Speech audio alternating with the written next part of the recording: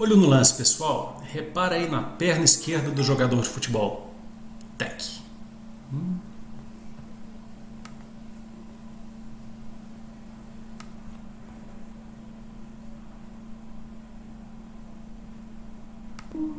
Quebrou feio, hein? Pois é, mas esse jogador aí não quebrou de repente a perna. Não estava correndo e a perna partiu no meio, simplesmente. Com certeza ele já vinha sofrendo dor nessa perna e o que ele teve foi uma fratura por estresse. E esse é o assunto da aula de hoje.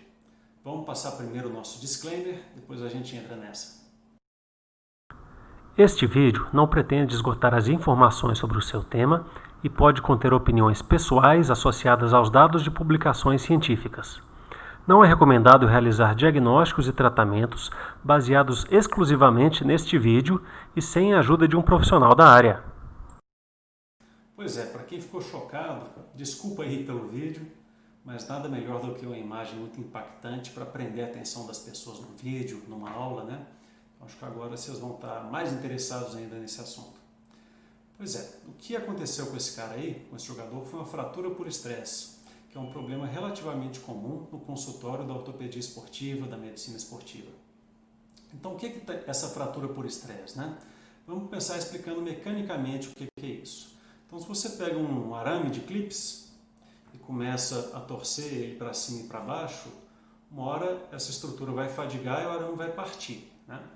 Vamos ver nessa figurinha esquemática aí o que acontece com esse arame. Então imagina que essa aí é a estrutura microscópica do arame, né?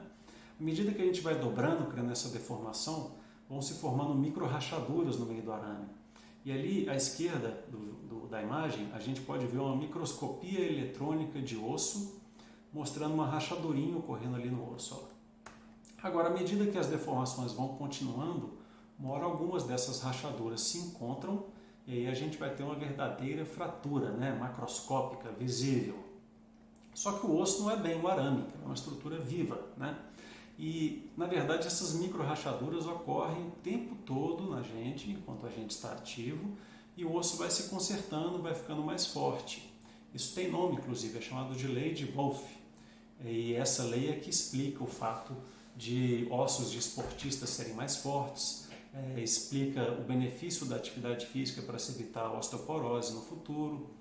Inclusive, esse assunto da fratura por estresse acaba sendo muito interessante para dar aula, né, para os residentes que estão começando a ortopedia, para os estudantes de medicina, para eles reverem um pouco dessa fisiologia do osso e relembrarem as célulazinhas que moram lá dentro do osso. Pois é, falando dessas células então, a estrutura, a unidade que é responsável pela reciclagem desse osso que vai se lesionando ao longo da vida, ao longo das atividades, é chamada de ósteo, está aí nessa figurinha. Então, na frente do ósteo, a gente tem umas células bem grandonas, com vários núcleos dentro dela, muito parecida com aqueles macrófagos, né, que são células de defesa que vêm lá do sangue para combater bactérias e outros corpos estranhos que podem entrar no nosso corpo, né? Então, esses osteoclastos, eles vão comendo essas rachaduras ósseas, né? Então a rachadura libera algumas substâncias que chamam o ósteo para lá e ele vai lá digerir essa rachadura. E aí ele deixa para trás toda aquela porcariada digerida e quem vem atrás do ósteo são os osteoblastos, que são células grandes, cilíndricas, com um núcleo bem largado, cheio daquelas organelas dentro da célula. E por que ela é assim? Porque ela produz muito. Então ela pega esse rejeito, né, esse lixo deixado pelos osteoclastos e vai reciclando isso e fazendo osso novo, possivelmente um osso mais forte que vai sendo deixado para trás. Isso é o funcionamento normal, né? Então aqui na imagem da direita a gente já vê a microscopia mesmo, microscopia óptica, né, de um corte de osso, mostrando na seta vazia ali um ósteo, olha lá que bonitão. Agora, isso aí é o funcionamento, inclusive, normal do osso. Só que se o ritmo das microfraturas é maior do que os ósteos são capazes de reciclar, que a velocidade do ósteo, o que pode ocorrer é que você tem uma microrrachadura aqui, o ósteo vira para cá, né? Os osteoclastos passam digerindo. Só que antes que os osteoblastos depositem, você vai ter uma outra rachadura aqui. Aí o ósteo vira para lá, aí os osteoclastos vão digerindo. Antes do osteoblasto depositar, você tem uma outra aqui, ele vira para cá. Então você acaba tendo muito consumo de osso pelos osteoclastos sem aquela deposição de osso novo que deveria estar sendo feita pelos osteoblastos. Então, além do problema mecânico lá do nosso arame, né, você ainda vai ter o problema biológico, que é chamado de osteopenia regional, uma fraqueza do osso daquela região que está sofrendo a fratura por estresse. Então, o que leva no mundo real, né, não é nem só o arame, nem só o ósteo que leva a essa fratura. É uma soma dos dois quadros. Como é de se esperar, esse é um quadro bem típico de esportista, especialmente aqueles esportistas com grande demanda, né, de alto nível. No dia a dia do consultório, aqui no Brasil pelo menos, a gente vê isso muito em corredores de rua. Estima-se que cerca de 50% das fraturas por estresse ocorram na região da perna, no osso da tíbia, né, que é o principal osso da perna. E principalmente nesses atletas corredores, mas também nos saltadores. No entanto, a gente já teve fraturas por estresse descritas nos mais variados locais do corpo. Por exemplo, no pessoal do remo e do crossfit, a gente encontra fraturas por estresse das costelas, né, do membro superior, do úmero, no cotovelo, nos levantadores de peso, nos corredores e saltadores, não só essas da perna, mas também no tornozelo, no pé, na região do quadril, no fêmur. E outro detalhe é que nem sempre a vítima da fratura por estresse é mesmo um esportista de alto desempenho. Às vezes é um sujeito que está começando na atividade física e exagerou um pouco. Às vezes é aquele sujeito obeso que está até numa tentativa nobre de perder peso, começando a fazer longas caminhadas e já nas primeiras ele tem a fratura por estresse. Então a gente tem que ficar atento nesses outros públicos também a essa possibilidade de diagnóstico. E aí tá, o sujeito vem ao médico com a queixa que é muito frequente em lesões esportivas, que é aquela de uma dor que vai aparecendo cada vez mais precocemente na prática esportiva dele, até chegar no momento que ele tem que interromper o exercício completamente, pois ele já não aguenta mais de dor e talvez até comece a ter dor em repouso. E aí nós vamos, claro, conversar, vamos examinar e a gente quase sempre vai requisitar um exame de imagem, radiografia, ressonância ou um outro chamado cintilografia óssea trifásica. E esses exames eles são não só importantes para a gente fechar o diagnóstico, mas também para a gente começar a classificar a fratura. Então, na ressonância magnética, por exemplo, essas fraturas vão desde o grau 1 até o grau 4, para a maioria das classificações. No grau 1, na ressonância, a gente só vê uma imagem de uma pequena inflamação numa parte do osso. Mas a gente sabe que se fatiar esse osso todo e colocá-lo no microscópio, a gente vai ver um acúmulo dessas micro-rachaduras lá no osso e uma alteração dessa atividade de tentativa de reparação celular, tentativa de reparação do tecido ósseo. E à medida que a fratura vai se completando, a gente começa a ver uma rachadura mesmo no osso, às vezes visível em raio-x, e às vezes até chegar numa fratura com desvio, como ocorreu com aquele jogador de futebol do primeiro vídeo. Só que o mais importante do que classificar nesses graus 1 a 4 da ressonância magnética ou de outro exame é a gente primeiro classificar a fratura como sendo de alto risco ou de baixo risco. Isso depende mais do osso e da localização dele. Regiões do osso que têm uma vascularização ruim, que recebem uma quantidade pequena de sangue, são em geral fraturas de mais alto risco. E no osso também as fraturas que ocorrem naquela região, naquela face de tensão do osso. E o que é isso? Toda vez que a gente coloca uma carga dentro do osso, ele sofre algum envergamento, né? E com esse envergamento você vai ter uma área de compressão e uma área de tensão. E essa área de tensão geralmente tem mais dificuldade de colar. E não é diferente nas fraturas por estresse. Bom, então a gente tem como exemplo o osso da tíbia, né, que eu citei. Olha essa imagenzinha, esse desenho esquemático aí também. Ele é um ossinho vermelho na perna da pessoa, né? E essa seta vermelha está indicando o local de cortical mais densa, de vascularização pior, e que é também a face de tensão do osso. Isso aí a gente consegue palpar ali no meio da canela mesmo, nessa proeminência de osso que tem, esse bico de osso que tem no meio da canela.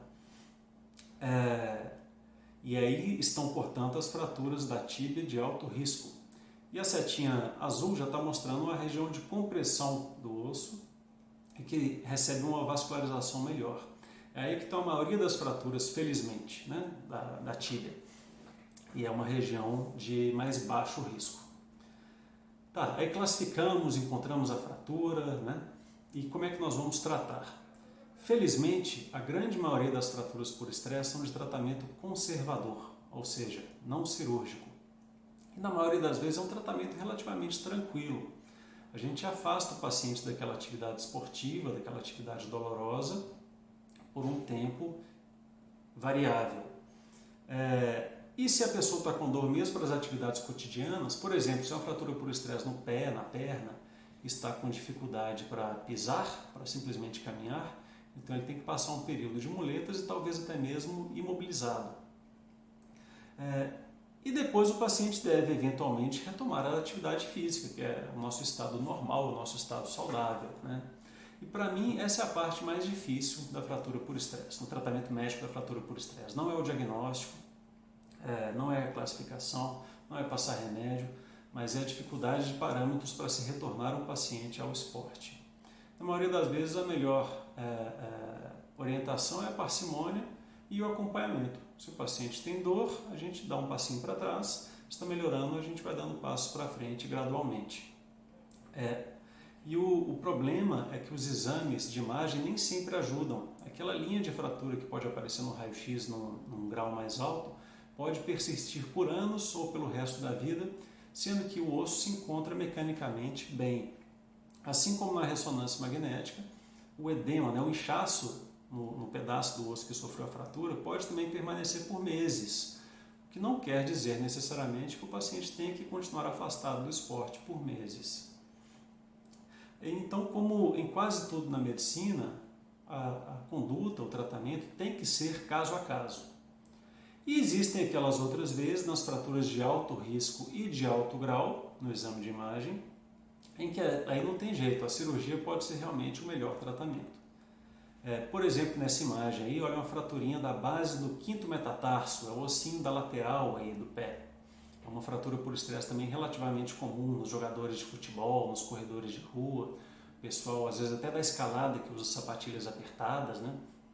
É uma fratura de alto risco, apesar de pegar um ossinho tão distante, tão periférico assim, né? Tão pequeno, é uma fratura em geral com grande dificuldade de se consolidar.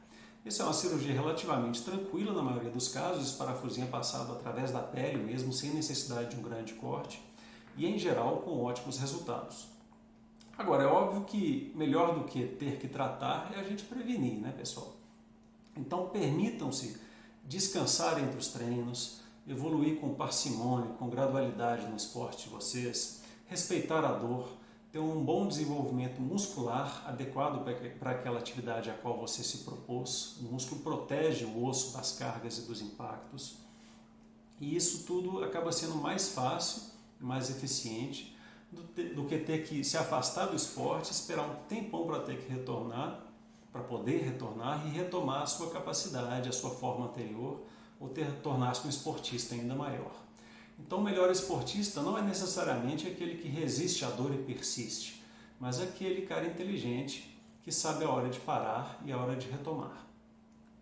Bom, se vocês gostaram desse vídeo, se gostaram do tema, compartilhem com seus amigos, curtam, inscrevam-se no canal. Se ficaram dúvidas, podem colocar as dúvidas aqui nos comentários do vídeo, que eu vou tentar responder.